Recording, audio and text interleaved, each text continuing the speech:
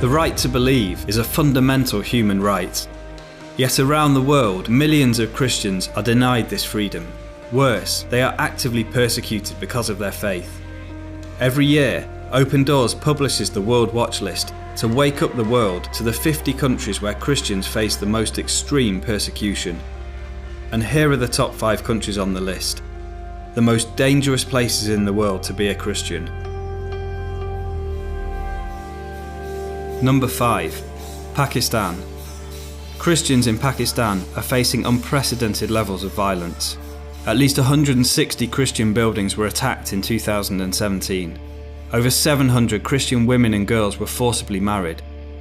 Convert to Christianity from Islam and you bring shame upon your family. Speak up for your faith and you run the risk of being imprisoned for blasphemy. For most Christians in Pakistan, life is lived on the margins, ostracised, denied education and restricted to the dirtiest, least regarded occupations. At number 4, Sudan. The government wants Sudan to be a fully Islamic country. Converting from Islam to another religion is punishable by death. The government has arrested or intimidated many Christian leaders. At least 20 churches have been closed, and if you protest, as some brave pastors have done, you are likely to find yourself arrested on trumped-up charges. In the conflict-torn Nuba Mountains, Christians have been indiscriminately targeted by government security forces. Number 3.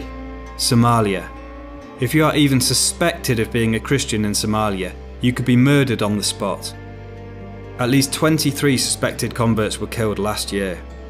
Christians are not only targeted by violent Islamic militants, but also by their own families and communities, ashamed by what they see as a betrayal of family and clan.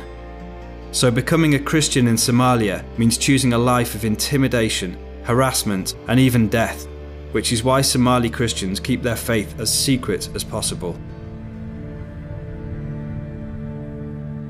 Afghanistan is number 2 on the World Watch List.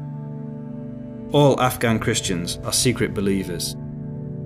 If you are discovered to have left Islam, then you could be arrested or beaten up. Your house or business might be destroyed. You might even be killed.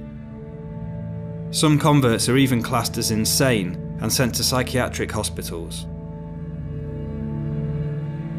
At number 1, for the 17th consecutive year, North Korea.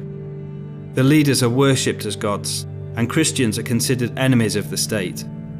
An estimated 50 to 70,000 Christians are imprisoned in brutal labour camps. So to follow Jesus here means risking everything. If you are fortunate enough to have a Bible, you must keep it hidden. You must hide your faith. Don't even tell your children in case they accidentally tell their teachers. And if you are discovered, then not only you, but your whole family will be sent to a labour camp. Around the world, persecution against Christians is becoming more extreme, but the church is growing. In the face of violence and cruelty, in situations of intolerable pressure and hostility, the persecuted church is not merely surviving, it is active and alive.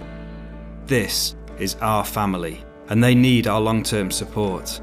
For over 60 years, Open Doors has stood shoulder to shoulder with them.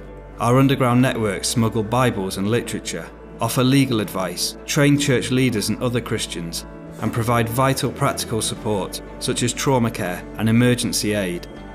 In too many countries, Christians have to keep their faith secret. We don't. Will you share their struggle?